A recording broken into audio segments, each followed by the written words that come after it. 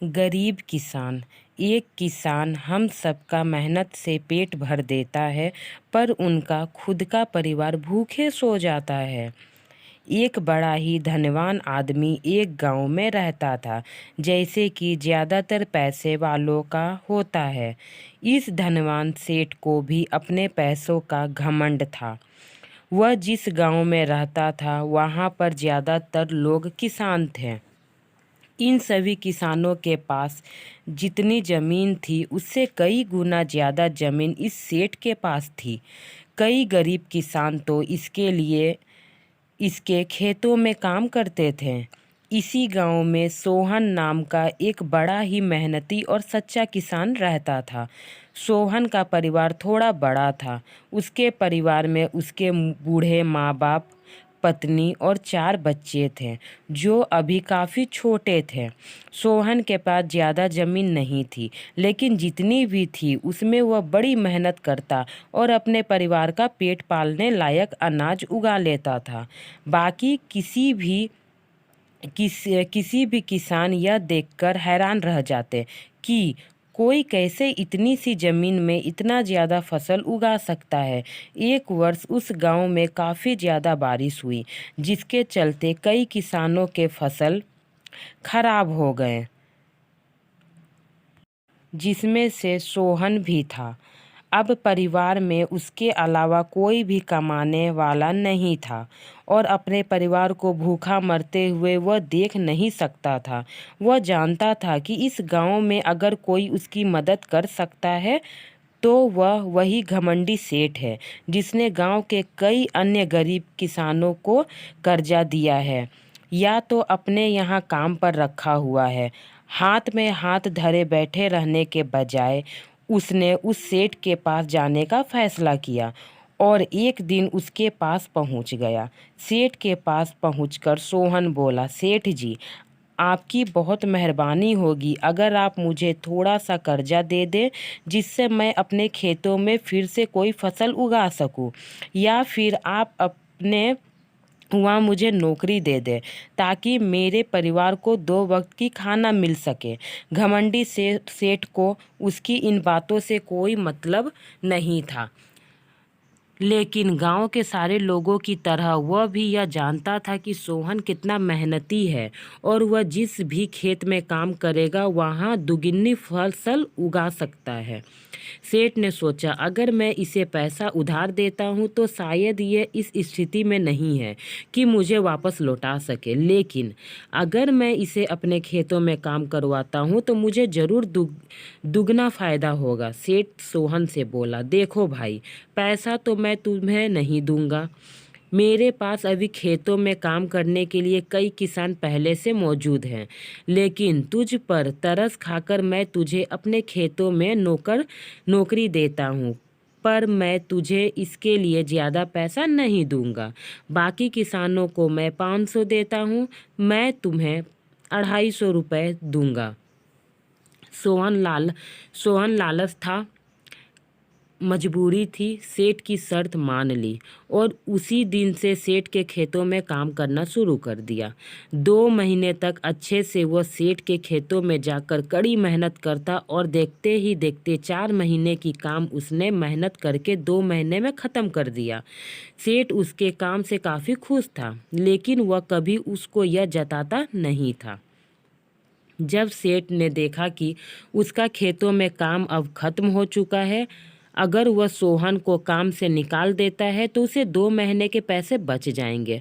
तब सेठ ने सोहन को काम से निकालने का फैसला किया।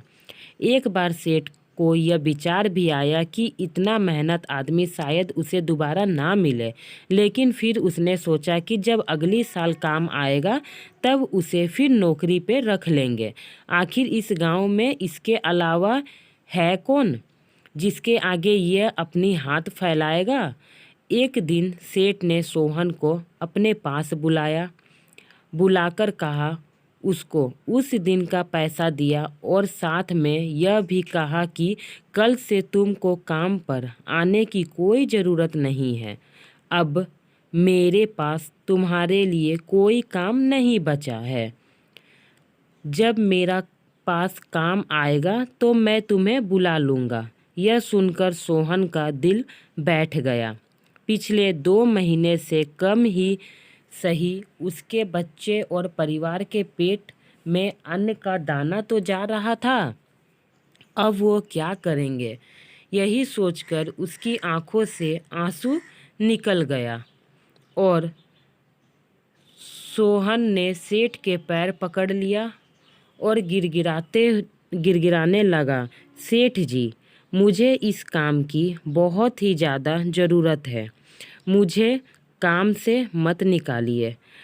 अपने मतलब से मतलब रखने वाला सेठ टस से मस ना हुआ। उसने खरी खोटी सुनाकर सोहन को वहाँ से चलता कर दिया और मन ही मन 2 महीने की तनख्वाह बचने से खुश होने लगा। अगले दिन जब सेठ सवेरे उठा और अपने आंगन में आया तो उसने देखा कि सोहन उसके आंगन में बैठा है। सेठ ने उसको पास बुलाकर पूछा कि क्या हुआ, तुम क्यों यहाँ पे बैठे हो? सोहन बोला, सेठ जी, मुझे वापस काम में रख लीजिए। मैं बहुत मजबूर हूँ। आप जानते ही हैं मेरी आर्थिक परिस्थिति कैसी है। थोड़ी दया करो सेठ जी। लेकिन सेठ ने उसकी एक ना सुनी और फिर एक बार उसे बुरा भला कहकर वहाँ से जाने के लिए कहा। बेचारा सोहन अपना सिर नीचे झुका के वहाँ से चला गया और करता भी क्या। अगले दिन फिर यही घटना दोहराई गई। सोहन फिर सेठ के आंगन में बैठा था। सेठ ने फिर उसको वहाँ से जाने के लिए कहा। यही घटना अगले कई दिनों तक चलती रही। अब सोहन सेठ के हकालने पर भी वहाँ से नहीं जाता था। वो जिद्दी हो गया था। अपनी मजबूरी के कारण वह वहीं पर बैठा रहता था। एक बार सेठ ने उससे पूछ लिया, तुम कैसे आदमी हो? मैं तुम्हारा इतना अपमान करता हूँ लेकिन तुम्हें कोई फर्क नहीं पड़ता सोहन। तब सोहन ने कहा, सेठ से बुरा तो बहुत लगता है सेठ जी, लेकिन जब घर जाता हूँ और भूख से बिखलते अपने माँ बाप, बच्चों को, बीबी को देखता हूँ तब यह अपमान मुझे कुछ भी नहीं लगता। इतना सब कुछ होने के बाद भी सेठ का दिल जैसे पत्थर का बना हुआ था। उसने सोहन को अभी तक कोई काम पर रखने का नहीं सोचा और ना ही ऐसा करने का इरादा था। एक दिन सेठ ने सोचा, कुछ दिनों के लिए किसी और गांव चला जाता हूँ ताकि सोहन से पीछा छुड़ा सकूं। अगले दिन सोहन के आने पर पहले ही सेठ अपने परिवार को लेकर अपने किसी समधी के यहाँ चले गया और वहाँ पर 20 दिनों तक रहने के बाद फिर अपने गांव, अपने घर वापस लौटा। घर लौटते ही सेठ ने आसपास हर जगह नज़र दौड़ाई तो पाया कि वहाँ पर अब सोहन नहीं था। सेठ ने सोचा, मेरी तकलीफ काम आ गई। लगता है सोहन से अब पीछा छूट गया है। हालांकि अब सेठ के द्वार पर सोहन नहीं दिखता और ना ही आता, ना ही कोई बैठा हुआ नजर आता। लेकिन सोहन का विचार अभी भी सेठ के मन से या घर कर बैठा था। सेठ सोच रहा था, सोहन इतनी जल्दी हार मानने वाला आदमी तो नहीं दिखता है। उसके साथ क्या हुआ होगा? क्या उसे कहीं और काम मिल गया होगा क्या, या फिर कुछ और? इन विचारों से सेठ को बेचैनी कर दिया और आखिरकार सेठ को सोहन की खबर लेने के लिए उसके गांव जाना पड़ा। सेठ को सोहन का पता नहीं मालूम था, इसलिए आस पड़ोस के अन्य किसानों से पूछने पर पता चला कि सोहन घायल हो चुका है और अपने घर पर आराम कर रहा है। सेठ ने जब उसकी घायल होने के कारण लोगों से पूछा तो सेठ को पता चला कि जब सेठ सोहन घायल हो चुका है वो अपने घर में आराम कर रहा है। सेठ ने जब घायल होने का खबर लोगों से पूछा, सेठ को पता चला जब सेठ अपना घर छोड़कर किसी गांव में गया था तब बंद घर देखकर कुछ चोर उसके यहाँ चोरी करने आए थे, जिनको रोकने की कोशिश करते हुए हाथापाई सोहन के साथ हो गई और सोहन को गहरी चोट लग गई। यह सब जानने के बाद सेठ का पत्थर का दिल भी अब मोम की तरह पिघलने लगा।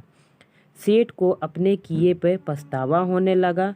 सेठ ने अपने आप को याद दिलाया कि कैसे उसने एक शरीफ से सच्चे आदमी को ज़्यादा काम करवा कर भी उसको पूरा पैसा नहीं दिया। ये मैंने कैसे किया?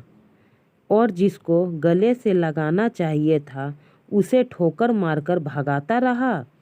सेठ सोहन का घर का पता पूछकर उसके घर पहुंचा तो देखा कि सोहन की घर की हालत बहुत ख़राब है। उसका परिवार भूख से बेहाल है और वह खुद अपने हाथ पैर पे चोट के साथ एक खाट पर पड़ा हुआ था। यह दृश्य देखकर सेठ की आंखों में आंसू बह निकले। सेठ ने सोहन के पास जाकर उससे सच्चे दिल से माफ़ी मांगी, उसको उसकी मेहनत के पैसे दिए, उसका इलाज करवाया और उसको हमेशा के लिए अपने यहाँ काम पर रख लिया। इसलिए कहते हैं सच्चा दिल रखो। सब सच्चा दिल होने के कारण एक कठोर सेठ का भी दिल पिघल गया। किसी ने सोचा नहीं था कि सेठ के मुंह से ऐसे शब्द भी सुनने को मिलेंगे जो सिर्फ कंजूसी में ही डूबे रहते थे। इसलिए सबकी मजबूरी समझना चाहिए। फ्रेंड, मेरी ये कहानी आपको कैसी लगी?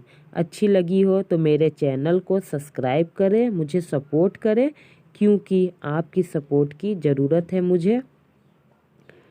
मेरे चैनल पे अपना प्यार बनाए रखिए।